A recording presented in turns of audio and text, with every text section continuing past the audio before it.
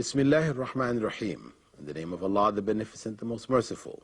We'd like to welcome you, dear viewers, to our program, Contemporary Issues, in which we like to examine some of the new issues which are in people's minds, in their thoughts, in the newspapers, etc., today. What do we do as Muslims? Or what is the Islamic position on this? Or does Islam have a position? And as we've pointed out in many programs, Islam has a position. It's from God. There's guidance in it regarding everything. Human beings cannot bring anything into this world wherein there is not some guidance from Islam addressing it. The issues we're going to look at first today is that of euthanasia. Following that, we will also look at the issues of the aliens. Euthanasia, which really is a Greek word, which means literally a good death. A good death. And it has been defined as the act of killing a person for reasons of mercy. And because of that, they call it also mercy killing. Your relative, your husband or your wife, they're suffering in some disease or whatever, put them out of their suffering, just like we have animals. When a horse breaks its leg or whatever, some animal hurts itself in such a way, they put it out of its misery, just kill it. So similarly, your wife, your son, your whatever, relative, your good friend, they're suffering. There doesn't seem to be an end to their suffering. Okay. Inject something, kill them, or withhold water from them or food or whatever, let them starve and die. So the mercy killing can be either active or passive. Active meaning you inject something in them, you actually do something to kill them, shoot them or whatever, or you do it passively, that is, they need such and such to continue to survive and you don't provide it for them. Now, the supporters of euthanasia basically argue that it gives relief from pain and suffering. Furthermore, it emerges from the human right to control their own lives and then die with dignity. They also argue that by ending the life of a hopeless case, another's life in need of an organ could be saved. Sounds good. That sounds good. But it is the product of the secular view of life, that if you can't live life without pain, no point in living, really. There's no purpose beyond enjoyment. The purpose of life here is just to enjoy, to do enjoyable things, to live a life which is pleasant, etc. So if you can't live that pleasant life, which is all your purpose is, then why live? This is the kind of rationale behind this approach to euthanasia. Whereas from the Islamic point of view, life has a purpose. The purpose is to worship God, to live a life which is in the worship of God. It may involve pain, it may involve suffering, it may involve good times. In both aspects, we continue to worship God. So basically, we are not allowed to take a life. To take that life is murder. The so-called mercy killing is just plain killing. From the Islamic perspective, when a person suffers in pain, if they're patient with it, Prophet ﷺ said, it purifies them of sin. And for those who Allah loves, He will put certain trials on them at the end of their lives, etc., so much so that they emerge from this life pure from sins, from their sins. Their past sins have been eradicated by this suffering. It's a general principle. Prophet ﷺ said that the believer, if he is only pricked by a thorn, he's walking on the road and a thorn sticks in his foot, if he's patient with that so simple thing, it removes from him sins. This is the nature of suffering from the Islamic perspective. If one is patient with it, one is rewarded by the purification of sin. So therefore, the idea of a person suffering in the end of their life, to go just finish them off, put them out of their misery. No. You're denying the person the chance to purify themselves before leaving this world. So from the Islamic perspective, we encourage them to be patient, to hang in there, remember Allah, and it is good for them. Right? Even wishing for death, Prophet ﷺ forbade it. They don't wish for death. Not allowed. If you really feel, in such dire straits you need to express something of this nature, the only thing you're allowed to say is, "Oh Allah, if living is better for me, let me live. But if dying is better for me, then let me die." That's all. You're still leaving the affair to Allah. But to say, "Allah, let me die, I can't stand this life anymore," this is forbidden. Not allowed in Islam.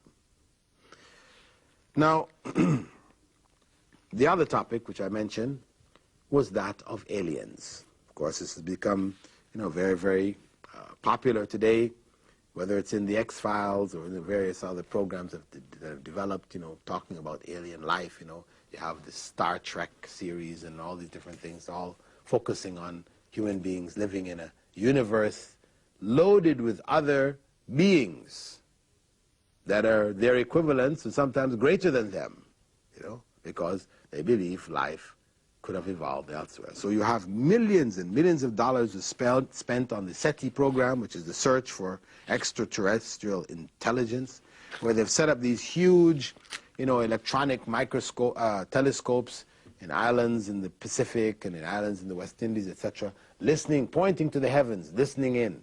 And more are being set up. They want to hear, they're waiting for some alien being to finally make contact. They've been doing it for years. Millions have been spent, time, hour, energy, and all this kind of stuff which could have been used to benefit human beings here on the earth. But instead, no, they are driven by this desire to make this contact. So much so they couldn't do it. They made a movie called Contact, which is about one of these programs, these SETI programs where people are listening in. Finally, they heard it and they got some, plans for some spacecraft which will take them out to the universe. A set of nonsense. Anyway, the point is that that's the only place that it's going to happen in the movies. We are not going to make contact with any more intelligent life. Right now, the big thing is we have seen these there's so many millions of stars out there, millions and billions of stars, millions of billions of billions of stars, trillions of stars out there. So many of them like the Earth. Surely there must be planets around them, and if there were planets around them, then the chances for life to occur on the Earth must have occurred there. So they're busy now trying to find planets around stars. And they found 70-odd planets, the latest count I read in the papers a few days ago. 73 or something stars they found now. Stars which have planets around them. Of course, they can't see the planets. It's too far away. But, from the effects, the movement of the star itself, they detect this kind of wobble in its movement, which is the product of having bodies around it. And they can sort of detect like the shadow of the planet as opposed to the actual planet itself. So from this now they've identified. So they say, oh, we found 73 and there's many more. So the chances for life, they're obsessed with this. Going to Mars, trying to find life on Mars somewhere, I mean, why? Why is this obsession? Because they have denied God. They've denied God's existence. And they said, we're here by accident. And what is the nature of an accident? That it can be repeated. That's the nature of the accident. It happened one time, it should be able to happen again. That's the idea. We're here by accident, so accidents somewhere else in the universe must be producing other beings. Got to. That's their, enthusiasm. But, at the bottom of it, they're scared. We are, in fact, alone in this universe. There's nobody communicating with us. There's no other life that has evolved anywhere else. Or if we do manage to find it, it will only be some microbes. We'll not find other beings which come here to us, because then it's a very scary thing to be all alone in this universe and there be no God. What then is the point of life? You see, it's this situation which causes them to be so obsessed with finding life externally. And why the whole alien issue pops up, Pops up when? Basically in the 40s, the 50s. This is when the atheist view started to really pick up in Western civilization, whether it is in communist Russia, China, or in America. Atheist views became very strong, very prominent. People were speaking it openly. Programs developed for the television, Carl Sagan, and others, carrying on the atheist tradition. So, parallel to this was people, since people searching for extraterrestrial life. Oh, people have found it. Space flying saucers have been coming to the Earth, flying around the Earth, picking up human beings, experimenting on them, and all these kind of things. The people have seen them, little green men, slit eyes and big heads, walking around, stimming bodies, and these type of things. This is a common phenomena. Well, if there is a reality to it, to the UFOs, because much of the sightings and all these kind of things can be explained away. Natural phenomena, fakery, all kinds of things. But there is an element which there really doesn't seem to be any explanation for. Okay, we'll say that some people actually saw what appeared to them to be alien beings. What was it? What did they see really? Is it really alien life? No, it's not alien life. If anything, this is from the world of the jinn. The parallel beings that have a choice just like human beings that live along with us in this world.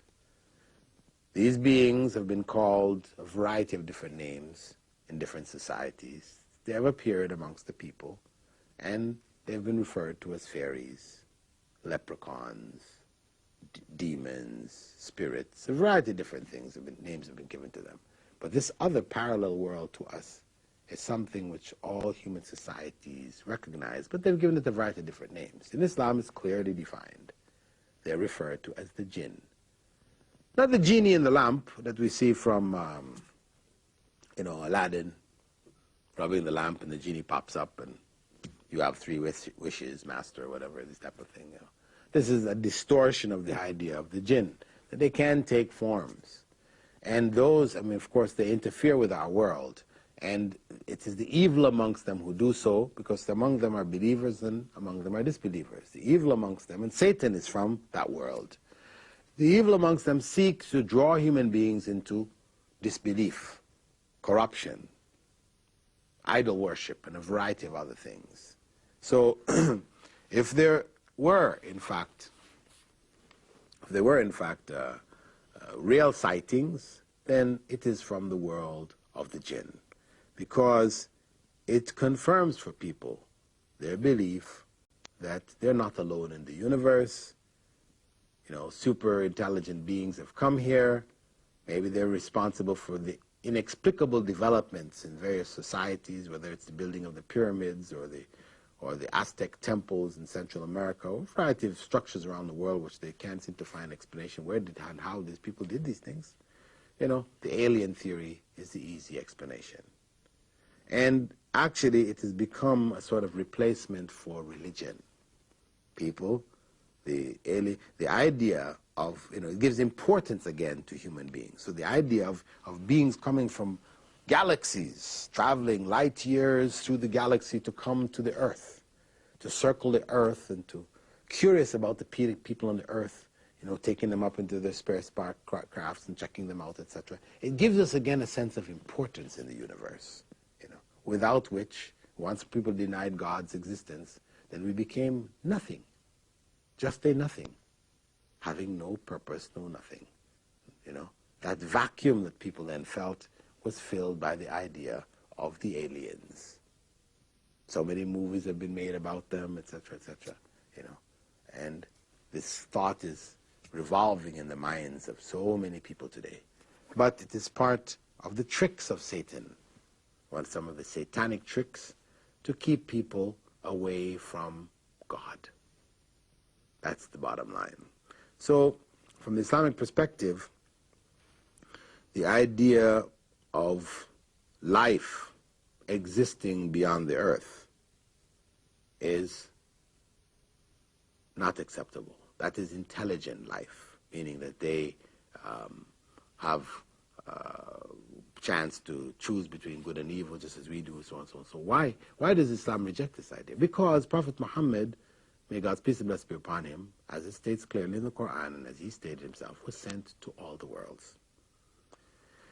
He gave us information to deal with whatever was to come in this world. He prophesied the ending of the world, the signs of the last day, all these different things. Where did he get that information from? We don't believe that he made this stuff up, came out of his own head. This is revealed to him by God through the agency of the angel Gabriel. And all the detailed information of the ending of the world and the signs, etc., that he gave, surely, if human beings were going to run into aliens coming and dealing with them, etc., who never came in contact with the religion of God, etc., then, or if they had their own revelation or whatever, then the Prophet would have given us, may God's peace and blessings be upon him, information of this world, and what would happen, and these type of things, and how to deal with the situation. So, for Muslims, this is unacceptable. That there may be some other form of microbial life, on a level of microbes, cells and so on and so. It's quite possible, plant life, these kind of things. But other intelligent human beings, no. This is unacceptable. So the whole alien theory, alien beliefs, which are based on denial of God, Islam rejects totally. In its place, our system is focused on God, is based on God, belief that there is a God, that we are created here with a purpose. Yes, there are quote-unquote alien beings that do exist in this world along with us. This is the world of the jinn, invisible to us for most parts, but sometimes some elements among them do become visible in different forms. In our world, they do interfere, they appear as visions, etc. They might even enter into the idols of the idol worshippers, the phenomena which happened here about 3 years ago, and all in different parts of the world, in India, etc., where the elephant head god of the Hindus, Ganesh, started to drink milk, appeared to be drinking milk all over the place. What was happening here? How did that happen? Scientists tried to explain it as capillary action and all this kind of stuff in the stone, but this was rejected. No explanation for it. For the Hindus, that was confirmation that what they believe in is really true. Ganesh really is a god. But for Muslims, it's just confirmation that this is the jinn will possess objects and cause certain phenomena to take place, which will give the impression to those people that these are in fact true objects of worship. Just as in the time of Prophet Moses, when he went up to receive the commandments, and he left behind his people, and an individual among them made this golden calf from their gold jewelry, and he claimed to have cast in the mix dust from the footprints of an angel. People didn't bow to that calf until the calf lowed. So the calf said, moo, communicated, made a sound, the sounds that calves do. This is what led them to the worship of the calf. Where did that come from? Was it the calf mooing? Of course not. We believe it was the calf, this golden calf, was possessed by a jinn. A jinn went into it and gave that sound, gave that impression to the people, and led to their worship of that calf, golden calf. So this kind of phenomena has happened in different parts of the world.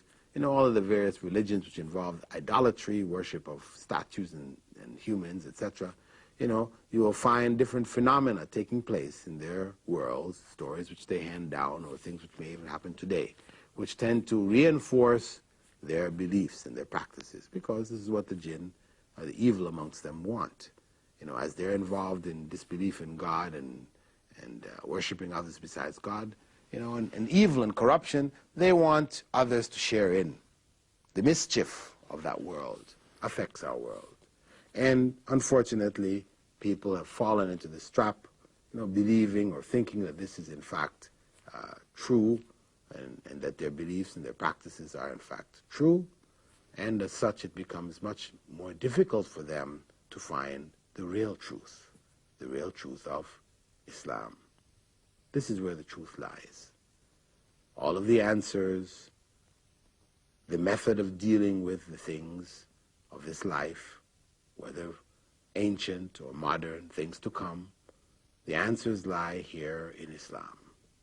Islam, the religion of God, which encompasses all things, because it is ultimately from God. It is a religion of reason,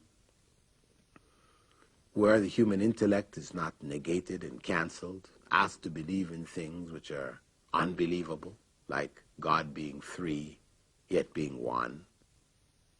You know, this is nonsense. This is confusion. This is not the religion of God. The religion of God is that God is one God. This is the religion that he taught Adam. All of the prophets taught the same religion. There is only one God. And that one God is the only one who should be worshipped. Worshipped without any intermediaries, anyone between oneself and God. And all the explanations people give for why we should have some between ourselves and God, these are all unacceptable. They all make God like human beings. For example, people argue, well, you know, if you want to see the president or the king or the head of the country, you cannot go to him directly. You must go to somebody who's close to him, and then he will carry your request to the leader. Similarly, you want to go to God, you are a sinner. Better you go through somebody who's closer to God, one of the righteous people. So it becomes an intermediary. This way we have intermediaries between human beings and God. And the jinn will support this intermediacy by putting phenomenon on the hands of some of these people, where they may do certain things which make people convinced that, they have powers, divine powers, etc. But all of that is misguidance. There is only one God. Human beings were created to worship that God. They are alone in that sense in this universe. The other world, the world of the jinn, which is parallel to them, has also human beings which are able to have free will. That is the alien beings. These are the true alien beings. All of the others that people are expecting from other planets, etc., this is all false. With that, dear viewers, we'd like to thank you for being with us in this segment of our program, Contemporary Issues, in which we have looked at the issues of the aliens, very popular today, as well as the issue of euthanasia, the idea of mercy killing, Dr. Death, both of which are unacceptable. With that, dear viewers, we'd like to bid you farewell now, and we hope to see you in our coming programs. Assalamu alaikum wa rahmatullahi wa barakatuh.